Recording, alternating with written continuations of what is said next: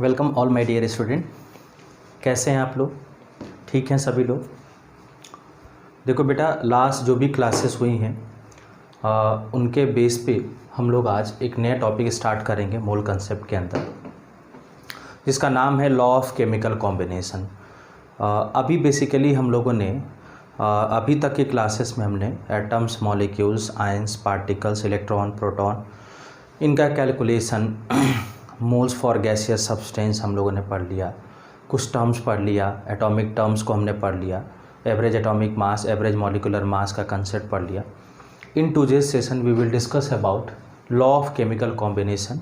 Law of chemical combination का जो sense है मैं आपको एक बार क्लियर करूँ। बेसिकली बेटा है ना, जब दो सब्सटेंसेस एक दूसरे के साथ कंबाइन होती हैं तो उनके कॉम्बिनेशन के लिए कितने पॉसिबल तरीके हो सकते हैं। बात सुन में आ रही कि नहीं आ रही? तो उसको हम डील करते हैं लॉ ऑफ केमिकल कॉम्बिनेशन में। वैसे तो इस टॉपिक से क्वेश्चंस एक दो लॉ ऐसे हैं जिन पे क्वेश्चंस बनते हैं, जिनको हमें बहुत अच्छे से आना चाहिए। बाकी अगर मैं टॉपिक्स की बात करूँ तो स्कूल के लिए भी इम्पॉर्टेंट होता है, हो सकता है स्कूल एग्ज़ाम में आपसे पूछ दिया जाए। अदरवाइज़ हम जेई कंपटीशन और नीट की बात करें तो इसमें से कुछ बहुत इंपॉर्टेंट हैं जिनको हम लोग स्टार्ट करने जा रहे हैं। ठीक है ना बेटा? तो टाइम वेस्ट नहीं करते हैं, हम लोग जस्ट टॉपिक स्टार्ट करते हैं। टॉपिक हमारा है law of chemical combination. Basically law of chemical combination में पहला हमें पढ़ना है लॉ ऑफ कंजर्वेशन ऑफ मास हमें पढ़ना है बेटा। सबको दिख रहा है ना? दूसरा हमें पढ़ना है लॉ ऑफ डेफिनिट प्रपोर्शन। फिर हमें पढ़ना है लॉ ऑफ मल्टीपल प्रपोर्शन। फिर हमें पढ़ना है लॉ ऑफ रेसिप्रोकल। फिर हमें पढ़ना है गे-ल्यूसैक लॉ, या इससे पहले हम पढ़ेंगे एवोगैड्रो लॉ। फिर हम पढ़ेंगे गे-ल्यूसैक लॉ। आखिरी में हमें पढ़ना होता है गे-ल्यूसैक के बाद, गे-ल्यूसैक लॉ के बाद हमें पढ़ना होता है ड्यूलॉन्ग एंड पेटिट्स लॉ। ठीक है ना? इतने लॉ हमें पढ़ने हैं। आप फिर से एक बार बोर्ड पे देख लोगे कौन कौन से लॉ हैं जिन्हें हमें कवर करना है। बोलिए। Law of conservation of mass, law of definite proportion, law of multiple proportion, law of reciprocal, Avogadro law, Gay Lussac law and Dulong and Petit's law. इतने लॉ को हमें कवर करना है। ठीक है ना? तो हम लोग 1 बाय 1 एक एक लॉ को कवर करेंगे। इसको नोट करिए फटाफट आप लोग बोर्ड पे। ठीक है? फटाफट इस टॉपिक्स को नोट कर लीजिए। अगर मैं यहाँ डिस्कस करना शुरू करूँ तो पहला हमें लॉ पढ़ना है law of conservation of mass. COM लिख देते हैं भाई, इसको समझ लेना। LCM भी कई बार बोल दिया था, लॉ ऑफ कंजर्वेशन ऑफ मास। ठीक है ना? तो law of conservation of mass basically conservation of atom पे बेस्ड है। किस पे बेस्ड है बेटा? कंजर्वेशन पे ऑफ एटम्स बेस्ड है। मैं इसमें आपको बताऊं, बेसिकली हम इसमें कहते हैं atoms neither create not destroy but it convert from one form to another form. Atoms को ना हम क्रिएट कर सकते हैं, नॉट डिस्ट्रॉय कर सकते हैं। इनको एक फॉर्म से दूसरे फॉर्म में हम क्या करते हैं? कन्वर्ट कर देते हैं। ऐसा क्या होता है? ऐसा ये होता है, लिखोगे कि इन केमिकल चेंज, ठीक है ना, किसी केमिकल चेंज के दौरान, किसी केमिकल चेंज में मास ऑफ जो रिएक्टेंट होता है will be equal to mass of product होता है, और इसी को बोलते हैं law of conservation of mass. क्या बोलते हैं बेटा? Law of conservation of mass. मतलब according to law of conservation of mass, in a chemical change mass of reactant is just equal to mass of product. It is only possible with the help of conservation of atom. Clear हुआ? जैसे मैं कहूँ कि हमने कहा H2 plus Cl2 react करके twice HCl देते हैं बेटा। तो इसको लॉ ऑफ कंजर्वेशन ऑफ मास से अगर हम देखें तो यहाँ पे H2 का मतलब 2, ट्वाइस Cl2 का मतलब 35.5 इंटू 2, और यहाँ देखें तो 35.5 प्लस 136.5 इंटू 2 होगा कि नहीं होगा?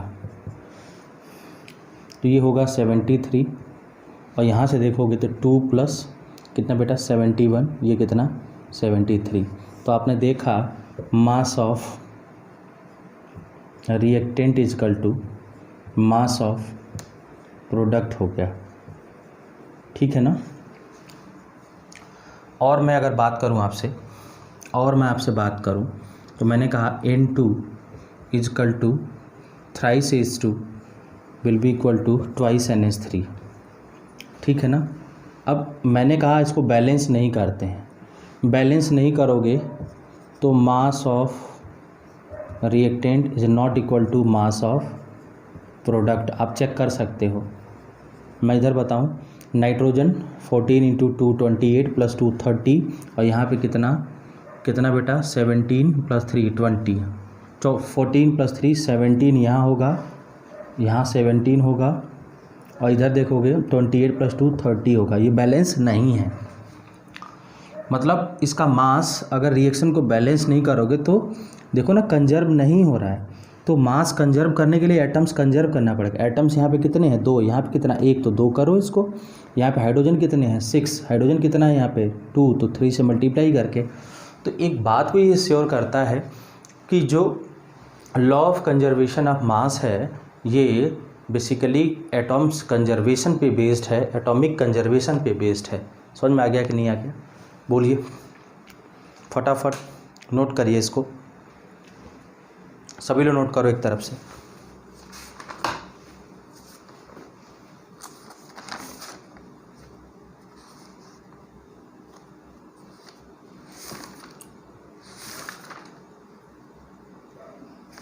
चलो भाई आगे बढ़ते हैं।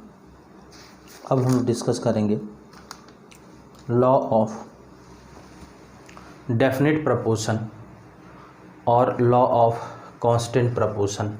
ठीक है ना? मैं यहाँ से शुरू करता हूँ। अब हम डिस्कस करेंगे लॉ ऑफ, एक बात छोटा सा मैं आपको बता दूँ इसके लिए, ये जो मैं बता देता हूँ नोट्स के फॉर्म में लिख लेना, मिस कर रहा था मैं। जो law of conservation of mass LCM की मैं बात करूँ तो is not valid for nuclear reactions. Nuclear reaction के लिए वैलिड नहीं होता है, इस बात का आप ध्यान रखेंगे। समझ में आ गया कि नहीं आ गया? बोलिए, कोई दिक्कत नहीं है ना बेटा? ठीक है, ये समझ में आ गया। अब हम बात करते हैं लॉ ऑफ डेफिनेट प्रपोर्शन या लॉ ऑफ कांस्टेंट प्रपोर्शन भी बोलते हैं। लॉ ऑफ डेफिनेट प्रपोर्शन क्या है? लॉ ऑफ डेफिनेट प्रपोर्शन भाई, डेफिनेट का मतलब फिक्स, प्रपोर्शन का मतलब रेशियो। बस उनमें आ रही कि नहीं आ रही? ऐसा मानना है, क्या मानना है कि अगर हम किसी सब्सटेंस को अलग अलग सोर्स से बनाते हैं तो जो उनके एलिमेंट का रेशियो होगा वो हमेशा क्या होगा? कांस्टेंट होगा, हमेशा क्या होगा? फिक्स होगा। समझ में आ रहा है कि नहीं आ रहा? यानी कि a compound can be prepare by it's different sources but the ratio of combining substance always in fixed form। ठीक है ना? हमेशा क्या होगा? फिक्स फॉर्म में होगा। अभी मैं डिफाइन भी कराऊंगा, पहले मैं आपको बताऊं। मैंने कहा H2O है, तो वाटर के सोर्स अगर मैं बात करूं तो हम सी भी ले सकते हैं, रिवर भी ले सकते हैं, पॉन्ड भी ले सकते हैं, है ना, या हम कुछ भी ले सकते हैं भाई, H2O2 ले लें, या फिर हम और भी कोई सोर्स ले सकते हैं जहाँ से हम वाटर को बना सकते हैं। तो मेरा ये कहना है कहीं से भी अगर वाटर को आप लोगे, कहीं का भी हो, H2O2 से भी जो पानी मिलेगा उसको भी हम देखें, यहाँ देखोगे इसका 2 ग्राम है और ऑक्सीजन कितना है 16 है, तो 1:8 हो रहा है कि नहीं हो रहा है। तो कोई भी जल हो, कहीं का भी पानी हो, जल ही जीवन है, हमेशा 1:8 के रेशियो में होगा। 1:8 का जो रेशियो है वो कंपाउंड के प्रिपरेशन में जो इनका एलिमेंट्स हैं उनके फिक्स रेशियो को रिप्रेजेंट करता है। इस फिक्स रेशियो के रिप्रेजेंटेशन की वजह से इसको हम कांस्टेंट प्रोपोर्शन लॉ या डेफिनेट प्रोपोर्शन लॉ भी कहते हैं। समझ में आ रहा है कि नहीं आ रहा है? तो इसको नोट करोगे, इसको नोट करो, सभी लोग लिखो। According to this law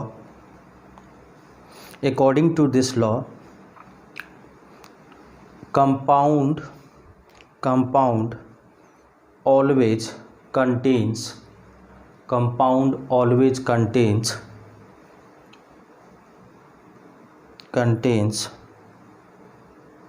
same proportion of its element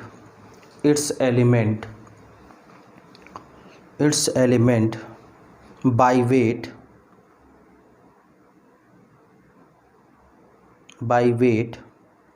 irrespective of their source of preparation। समझ में आ गया कि नहीं आ गया? बोलिए, कंप्लीट हुआ। अब एक हम लोग एक क्वेश्चन करते हैं। इसमें क्वेश्चन में अगर बोलूँ, यहाँ पे मैंने एक एग्जांपल आपसे करा देता हूँ। क्वेश्चन क्या है समझना। हमने कहा 1.8 gram metal gives 3 gram of its oxide, है ना, ठीक है, and 1.5 gram of same metal gives 2.5 gram of its oxide, then which law is shown here? इसकी हम लोग बात करेंगे। आप लोगों को मैं टाइम दे देता हूँ, क्वेश्चन फिर से पढ़ता हूँ। 1.8 gram of metal gives 3 gram of its oxide and 1.5 gram of same metal gives 2.5 gram of its oxide, then which law is shown here? This is my question. Just मैं आप लोगों को 1 मिनट का time देता हूँ, attempt करो इस question को। कैसे करोगे? करिए अटेम्प्ट फटाफट।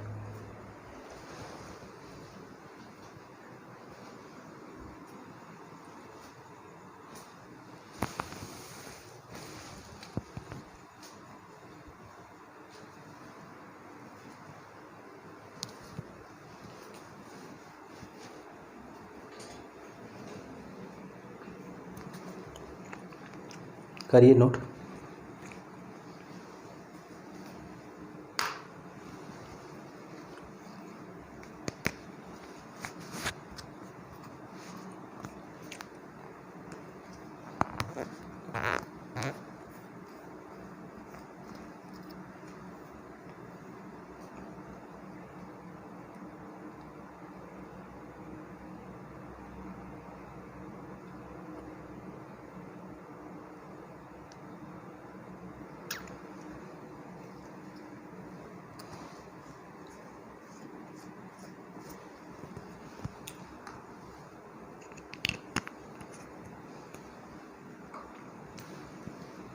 चले आगे बढ़ें।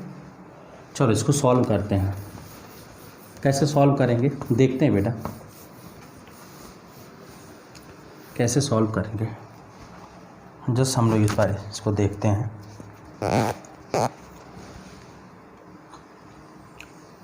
क्या है हमारा तरीका। अगर मैं सॉल्यूशन की बात करूं तो हमें दिया है 1.8 ग्राम क्या है, मेटल है, और इसका मेटल ऑक्साइड कितना है, 3 ग्राम। तो हम लिख सकते हैं metal plus oxygen, metal oxide देगा, ये कितना है 3 ग्राम, ये कितना है 1.8 ग्राम, तो ये कितना होगा 1.2 ग्राम। समझ में आ रहा है कि नहीं आ रहा। पहली बात। अगर हम दूसरा देखें तो सेम मेटल ऑक्सीजन साथ रिएक्शन करके मेटल ऑक्साइड बना रहा होगा, बस दूसरे वाले केस में हमने लिखा है इसका 1.5 ग्राम, इसका 2.5 ग्राम दे रहा है, तो ऑक्सीजन कितना होगा 1 हो जाएगा। अब अगर हम यहाँ से m/O की बात करें तो 1/8 डिवाइडेड बाई 1.2 मीन्स ये 3/2 होगा या 1.5 होगा। अगर हम यहाँ से देखें 1.5 डिवाइडेड बाई 1, ये 1.5 और 3/2 होगा। देखिए रेशियो हमेशा क्या आ रहा है, फिक्स आ रहा है कि नहीं आ रहा है। देखो भाई, हम डिफरेंट सोर्स से इनको बना रहे हैं, ठीक है ना। अलग अलग जगहों से इन मेटलों को हमने बनाया, दोनों जगह मेटल ऑक्साइड बन रहा है, बट ये जो डेटा यूज हो रहा है ये शो कर रहा है कि लॉ ऑफ डेफिनेट प्रपोर्शन को ये शो करता है। बात सुन में आ रही कि नहीं आ रही, फटाफट नोट करिए कॉपी से, चलिए नोट करिए इसको। चलो बेटा नेक्स्ट की हम लोग बात करेंगे, नोट करो। लॉ ऑफ मल्टीपल प्रपोर्शन हमें देखना है। क्या देखना है बेटा, लॉ ऑफ मल्टीपल प्रपोर्शन देखना है, ठीक है। हमें क्या देखना है बेटा, लॉ ऑफ मल्टीपल प्रपोर्शन देखना है। लॉ ऑफ मल्टीपल प्रपोर्शन का क्या मतलब है मैं आपको थोड़ा सा बताऊं। Basically 2 different element A and B अगर कंबाइन होके 2 और मोर देन 2 कंपाउंड्स फॉर्म करें, 2 कंपाउंड्स फॉर्म। पहली बात यही है, 2 एलिमेंट एक दूसरे के साथ कंबाइन होके क्या करें, 2 या 2 से ज़्यादा कंपाउंड फॉर्म करें। समझ में आ रहा है कि नहीं आ रहा है। तो अगर एक एलिमेंट का फिक्स मास दूसरे के वेरिएबल मास के साथ अगर कोई सिंपल रेशियो बनाता है उसको बोलते हैं बेटा क्या, लॉ ऑफ मल्टीपल प्रपोर्शन। जैसे मैं आपको बताता हूँ, कार्बन है ऑक्सीजन के साथ रिएक्शन करके क्या बना सकता है, CO भी बना सकता है और CO2 भी बना सकता है। सल्फ़र है ऑक्सीजन के साथ रिएक्शन करके क्या बना सकता है भाई, SO2 भी बना सकता है, SO3 भी बना सकता है। हम बात करते हैं हाइड्रोजन की, हाइड्रोजन H2O2 रिएक्शन करके भाई H2O भी बना सकते हैं, H2O2 भी बना सकते हैं। या हम एग्जांपल्स की बात करें, मेरी बात थोड़ा सा समझोगे। हम नाइट्रोजन और N2 और O2 की रिएक्शन करके देखें तो ये N2O, ये NO, ये N2O3, ये तीनों बना सकता है ना बेटा। देख लो ध्यान से, समझ में आ रहा है कि नहीं आ रहा। तो बेसिकली है क्या, 2 डिफरेंट एलिमेंट कंबाइन करके 2 या 2 से ज़्यादा कंपाउंड बना रहे हैं, ठीक है। तो इसमें एक का फिक्स मास अगर दूसरे के वेरिएबल मास के साथ सिंपल रेशियो बनाते हैं, एक का फिक्स मतलब एक को फिक्स करो, कार्बन को हमने फिक्स कर दिया दोनों में, तो जो दोनों वेरिएबल्स हैं मतलब ऑक्सीजन जो दोनों में है वो सिंपल रेशियो बनाना चाहिए। कैसे देखोगे, यहाँ ऑक्सीजन 1 है, यहाँ ऑक्सीजन कितना है 2, तो 1:2 के रेशियो में है। समझ में आ रहा है कि यही लॉ ऑफ मल्टीपल प्रपोर्शन है। यहाँ देखोगे सल्फ़र फिक्स है, सल्फ़र यहाँ भी एक, सल्फ़र भी यहाँ भी एक, ऑक्सीजन यहाँ पे 2 और यहाँ पे क्या 3, 2:3 के रेशियो में, सिंपल रेशियो है। यहाँ देखोगे हाइड्रोजन H2 यहाँ भी H2, दोनों फिक्स हैं और ऑक्सीजन यहाँ पे 1 और यहाँ पे कितना बेटा 2, 1:2 के रेशियो में है। अब अगर मैं यहाँ बात करूँ तो यहाँ ना नाइट्रोजन फिक्स है ना ऑक्सीजन फिक्स है, तो क्या ये लॉ ऑफ मल्टीपल प्रोपोर्शन नहीं शो करेंगे? मेरा क्वेश्चन आपसे है, क्या ये लॉ ऑफ मल्टीपल प्रोपोर्शन नहीं शो करेंगे? बोलो बेटा। एक काम करते हैं, हम इन सब को क्या करते हैं, एक मोल में कन्वर्ट करते हैं, मतलब इसको बराबर कर लेते हैं ना, क्या दिक्कत है? बराबर करने के लिए 2 से डिवाइड करोगे तो ये 1 हो जाएगा, ये कितना हो जाएगा 1/2 हो जाएगा। यहाँ अगर 1/2 से डिवाइड करोगे, देखो तो यहाँ कोई ज़रूरत नहीं है, यहाँ 1/2 से डिवाइड करोगे तो कितना होगा बेटा, ये 1 हो जाएगा, ये कितना होगा 3/2 हो जाएगा, ये 1 हो जाएगा। अब अगर हम लोग इसको अगर सिंपल रेशियो में देखें तो 1/2 से हम क्या करें, डिवाइड करें, इसको भी 1/2 से डिवाइड करें, इसको भी 1/2 से डिवाइड करें, तो आप देखोगे ये बन जाएगा कितना 3, ये बन जाएगा कितना 2, ये बन जाएगा कितना 1, मीन्स 1:2:3 के रेशियो में है कि नहीं है? देख लो ध्यान से, देखो ना बेटा। मतलब कोई भी इस तरह का क्वेश्चन आपके सामने आए तो एक ये भी तरीका हो सकता है चेक करने का। क्या चेक किया हमने, सबको फिक्स करो, किसी एक को फिक्स कर दिया हमने, नाइट्रोजन को फिक्स किया, इसको भी 1 करो, ये 1 है, इसको भी 1 करो, इसको 1 करने के लिए 2 से डिवाइड करोगे तो ये 1 हो जाएगा, ये हाफ हो जाएगा, तो इसको हाफ लिख लिया, ये फिक्स है तो कोई दिक्कत नहीं है।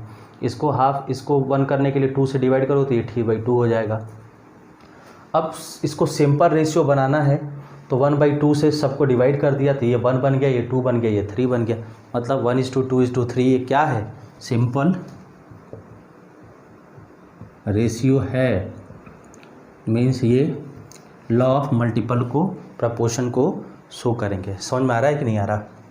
बोलो बेटा, क्लियर हो रहा है कि नहीं हो रहा है? ये एग्जाम्पल्स देख लो, ये सब क्या है, law of multiple proportion show करेंगे। लिखोगे, डेफिनेशन नोट करोगे, लिखोगे when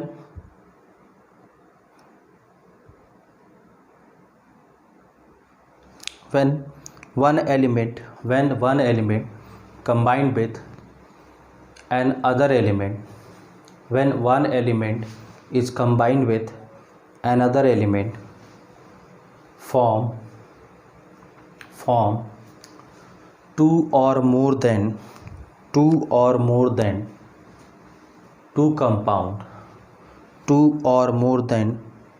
compound, then mass of one element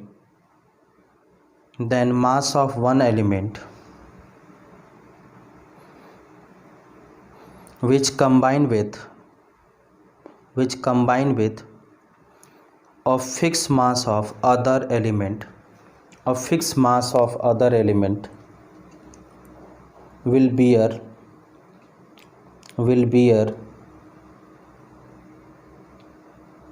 simple ratio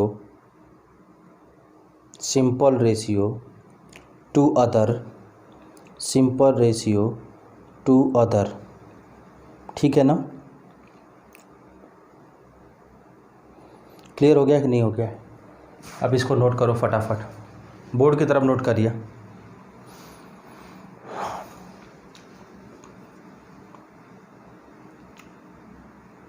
ठीक है, चलो अब मैं कुछ क्वेश्चंस देता हूँ, आप जस्ट आइडेंटिफाई करो कि लॉ ऑफ मल्टीपल प्रपोर्शन होगा कि नहीं होगा।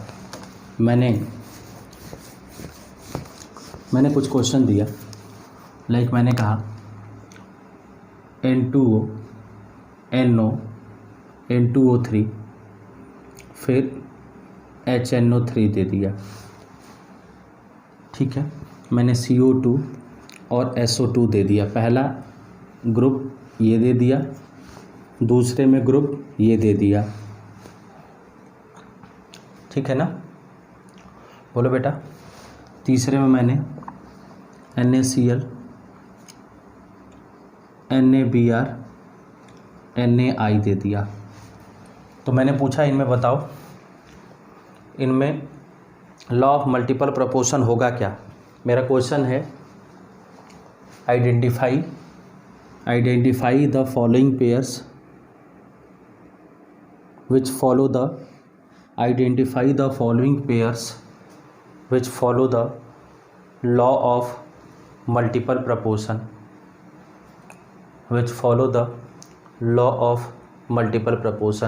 क्वेश्चन नोट कर लिया सबने?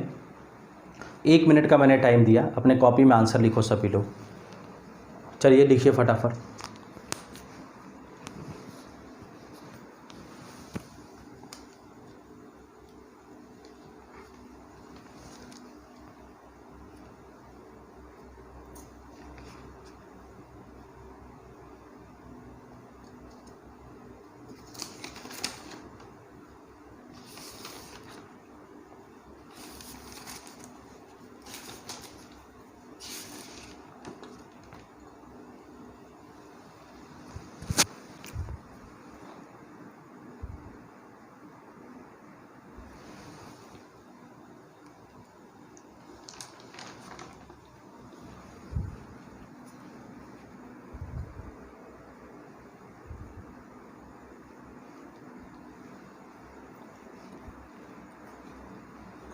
बोलो बेटा, कर लिया?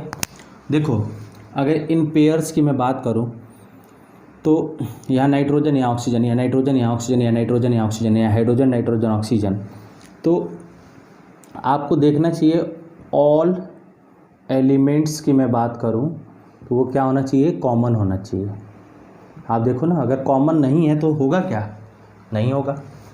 समझ में आ रहा है कि नहीं? यहाँ देखो, यहाँ कार्बन सल्फर दोनों क्या हैं? अलग अलग हैं, नहीं होगा। दोनों एलिमेंट कॉमन होना चाहिए। यहाँ देखो, दोनों एलिमेंट कॉमन होना चाहिए, means law of multiple proportion ये कोई भी नहीं शो करेंगे।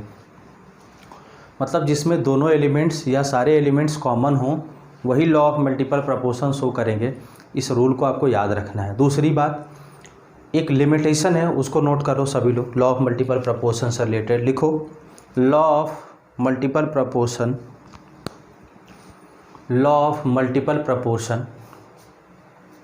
only valid for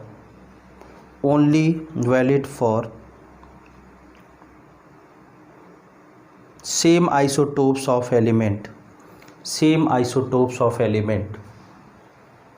only valid for same isotopes of element। समझ में आ रहा है कि नहीं आ रहा? मतलब जो सेम आइसोटोप्स होते हैं एलिमेंट्स के लिए, उनके लिए वैलिड होता है। इस बात को आपको समझना चाहिए कि यहाँ पे हम जो भी डेटा यूज करेंगे उनमें जो भी एलिमेंट्स हमने यूज किया उनसे जो कंपाउंड बनेंगे उनमें सारे एलिमेंट्स क्या होने चाहिए? एक दूसरे के साथ कॉमन होना चाहिए। अब मैं आपसे कुछ एग्जांपल दूँ। जैसे मैंने एग्जांपल दिया, मैंने कहा H2O एंड D2O, H2O और D2O क्या ये होंगे? बोलो भाई, सेम आइसोटोप्स यूज हो रहे हैं क्या? नहीं हो रहे हैं।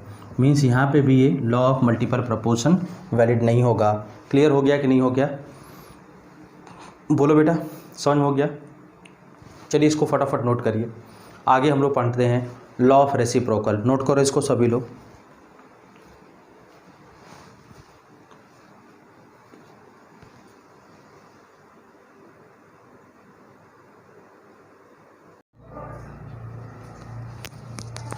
ठीक है, अब हम लोग बेसिकली लॉ ऑफ रेसिप्रोकल को डिस्कस करेंगे। लॉ ऑफ रेसिप्रोकल का मतलब क्या है? बेसिकली रेसिप्रोकेट फॉर्म में होता है।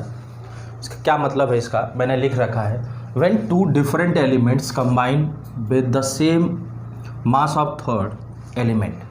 दो एलिमेंट कंबाइन हो किसी थर्ड एलिमेंट के सेम मास के साथ, तो कह रहा the ratio of masses which they do so must be same और मल्टीपल। तो सेम होने चाहिए या मल्टीपल में होना चाहिए of the mass of ratio in which they combine. Statement आप नोट करोगे ऐसे। स्टेटमेंट बहुत इंपॉर्टेंट नहीं रखता है। बेसिकली इसका मतलब हमें समझ में आना चाहिए। क्या है मतलब? मैं अगर आपसे कहूँ हमारे पास कार्बन है, कार्बन एक बार हाइड्रोजन के साथ कंबाइन हो रहा है, एक बार ये ऑक्सीजन के साथ कंबाइन हो रहा है ना। तो कार्बन हाइड्रोजन के साथ कंबाइन करके सपोज CH4 बना दिया, और हाइड्रोजन यहाँ पे ऑक्सीजन के साथ कंबाइन करके सपोज CO2 बना दिया। तो हाइड्रोजन और ऑक्सीजन का यहाँ क्या रेशियो होगा उसको देख लेते हैं। ये रेशियो देखोगे, हाइड्रोजन और ऑक्सीजन बाई मास रेशियो क्या होगा। हाइड्रोजन 4 है और ऑक्सीजन कितना है बेटा 32, 1:8 है कि नहीं है।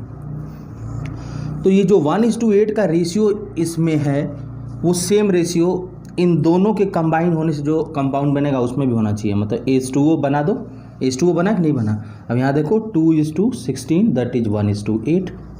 तो ये तो इक्वल हो गया ना, बोलो ये तो इक्वल हो गया। सपोज अगर इक्वल नहीं होता तो क्या होता, बोलिए भाई। सब लोग ध्यान से इधर देखोगे इस एग्जाम्पल को। मैंने कहा कि अगर कोई एक एलिमेंट दो डिफरेंट एलिमेंट किसी सेम एलिमेंट के साथ कंबाइन हो, ठीक है ना, तो इनका जो मास रेशियो होगा हाइड्रोजन ऑक्सीजन का, वो इन दोनों के मास के कॉम्बिनेशन से जो कंपाउंड बनता है, थर्ड के जो कॉम्बिनेशन से मास बनता है, जो कंपाउंड बनता है, उनके मास रेशियो के बराबर होगा या मल्टीपल में होगा, बराबर होगा या मल्टीपल में होगा। इसके दूसरे एग्जाम्पल की मैं बात करूं तो कार्बन के साथ सल्फर और ऑक्सीजन ले लेते हैं। ये कार्बन है, इसके साथ सल्फ़र ले लिया, इसके साथ ऑक्सीजन ले लिया। कार्बन के साथ सल्फ़र मैंने कहा CS2 बनाता है, कार्बन के साथ ऑक्सीजन मैंने कहा CO2 बनाता है। समझ में आ रहा है कि नहीं आ रहा है। और ये दोनों मिलके सपोज SO2 बना दें। तो आप थोड़ा सा ध्यान से यहाँ से देखोगे कि अगर मैं यहाँ से सल्फ़र और ऑक्सीजन का रेशियो देखूँ तो सल्फ़र 64, 32 × 2 64 इज़ टू 32 होगा, 2:1 होगा। अगर हम यहाँ से रेशियो देखें तो सल्फ़र कितना है बेटा, सल्फ़र है हमारा 32, ऑक्सीजन है हमारा बेटा 32, ये क्या है 1:1 हो गया। क्या हो गया बेटा 1:1। तो यहाँ तो सेम आ गया था और यहाँ मल्टीपल में है। क्यों मल्टीपल में है, 2/1, ठीक है ना। और ये क्या है 1/1, ये 2 हो गया, ये 1 हो गया। अब इसमें 2 से मल्टीप्लाई करोगे तो ये 2 नहीं हो रहा है, तो ये जो है इसके मल्टीपल में है। नहीं आया समझ में, बोलिए क्लियर हुआ कि नहीं हुआ, बोलो बेटा। ये पार्ट क्लियर हो गया सबको। मैंने देखो पहला एग्जांपल देखोगे, कार्बन हाइड्रोजन और ऑक्सीजन के साथ अलग अलग कंबाइन करके कंपाउंड बनाया। इन कंपाउंड में हाइड्रोजन ऑक्सीजन का जो परसेंटेज बाई वेट होगा, वही हाइड्रोजन ऑक्सीजन अगर अलग अलग भी कंबाइन हो जाते हैं तो उनके बराबर हो जाएगा या फिर मल्टीपल में हो जाएगा। स्टेटमेंट यही कहता है, सभी लोग इसको नोट करोगे। 2 एग्जाम्पल हम लोग कुछ डिस्कस कर लेते हैं। समझ में आ रहा है कि नहीं आ रहा है।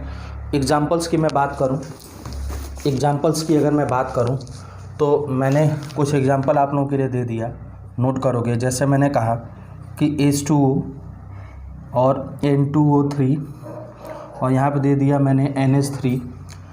एक एग्जाम्पल ये पहला हुआ। अगर दूसरे की मैं बात करूँ तो मैंने कहा SO2 CS2 SO3 दे दिया। समझ में आ रहा है कि नहीं आ रहा है। तीसरा मैंने अगर कहा, मैंने कहा आपको बेटा H2O NO2 और यहाँ पे मैंने NH3 दे दिया। तो ये 3 मैंने कॉम्बिनेशन दिया है। There are 3 combination given in the problem. मैंने कहा which one of the following follow the law of reciprocal. इनमें से कौन लॉ ऑफ रेसिप्रोकल को फॉलो करेंगे। जस्ट मेरा सिंपल क्वेश्चन यही है, आप इसको अटेम्प्ट कर सकते हो। सबसे पहले तो बोर्ड पे जो भी लिखा है उसको सॉल्व करिए फटाफट।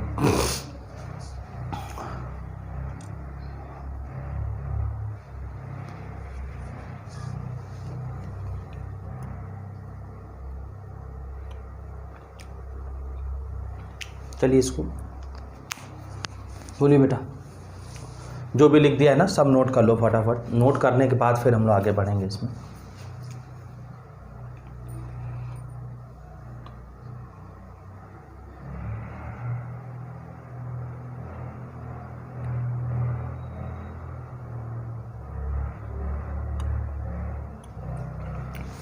चलो नोट कर लिया आपने, बताइए।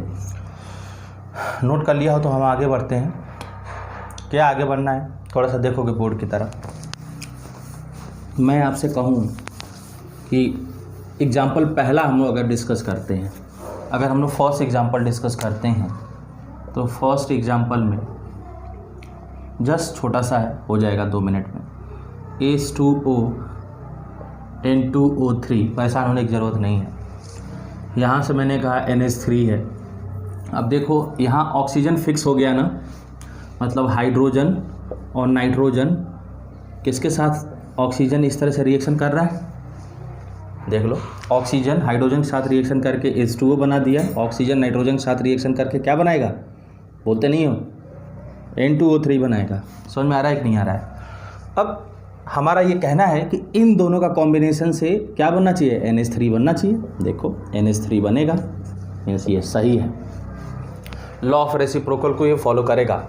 दूसरे एग्जाम्पल की तरफ चलते हैं हम लोग। हमने कहा SO2 है, हमने कहा SO2 है और साइलेंट करो, हमने कहा SO2 है और इसके साथ CH2 है और हमारे पास SO3 है, ठीक है ना। अगर मैं इसकी बात करूं SO2, CH2 और SO3 की मैं बात करूं तो यहाँ से देखोगे सल्फ़र को फिक्स करो, यानी कि सल्फ़र ऑक्सीजन के साथ और किसके साथ बेटा, कार्बन के साथ रिएक्शन कर रहा है। सल्फ़र ऑक्सीजन रिएक्शन करके SO2, सल्फ़र कार्बन रिएक्शन करके CH2 और अब देखोगे कार्बन ऑक्सीजन का रिएक्शन करके CO2 बनना चाहिए, यहाँ क्या बनना है, SO3। ये सही नहीं है, ये सही नहीं है। बात सुन में आ रही कि नहीं आ रही, ये गलत है। क्लियर हो गया कि नहीं हो गया, बोलो बेटा। अब हम लोग थर्ड की तरफ मूव करते हैं। थर्ड हमारा क्या है, थर्ड हमारा है, देखोगे थर्ड एग्जाम्पल में हम लोग डिस्कस कर रहे हैं कि H2O है और यहाँ पे क्या है, NO2 है। तो H2O में हम कह सकते हैं दोनों में ऑक्सीजन कॉमन हो गया, मतलब हाइड्रोजन और नाइट्रोजन। समझ में आ रहा है कि नहीं आ रहा है? हाइड्रोजन और नाइट्रोजन ये दोनों अगर रिएक्शन करते हैं तो किसके साथ, ऑक्सीजन के साथ, तो ये हाइड्रोजन ऑक्सीजन के साथ रिएक्शन करके क्या बनाएगा बताइए, H2O बना सकता है। हाइड्रोजन ऑक्सीजन के साथ रिएक्शन करके सपोज NO2 बना दिया, तो हाइड्रोजन नाइट्रोजन रिएक्शन करके क्या बना देंगे, बोलो, NH3 बना देंगे। ये भी सही है। आप पहला एग्जाम्पल और तीसरा एग्जाम्पल दोनों एक जैसे ही हैं। सपोज कि यही इसी रिएक्शन में N2O5 दे देता, फिर भी ये पॉसिबल था, कोई दिक्कत नहीं है इसमें। समझ में आ रहा है कि नहीं आ रहा? फटाफट नोट करिए इसको, बोर्ड पे नोट करिए।